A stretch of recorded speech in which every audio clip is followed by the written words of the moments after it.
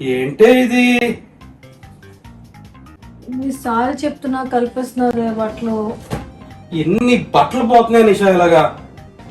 ఆవిడకి ఎప్పుడు చెప్తున్నాను బట్టలు కలపొద్దు, నా బట్టలు వేరేగా వేవి శరత్ బట్టలు. నువ్వు ఎవరికి చెప్తే నాకెందుకు నిషా?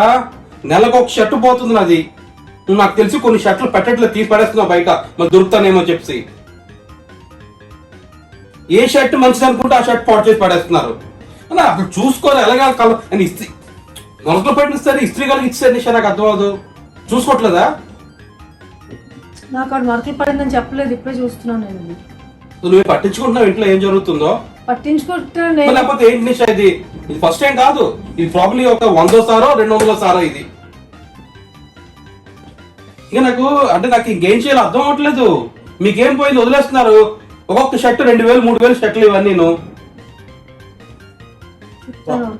చిరాకు వచ్చేస్తుంది. చెప్పడం కాదు నిషా, నా డ్రెస్ రంగు ఊరుతుందని వాళ్ళకి తెలియదు కదా.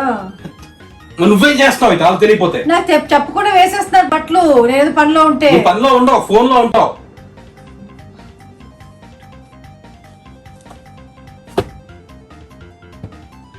మరి ఇంక మనసులో ఇది పోయినట్టే, షర్ట్ పోయినట్టే. నాకు డ్రై క్లీనింగ్ గుర్తు ఇచ్చేస్తా.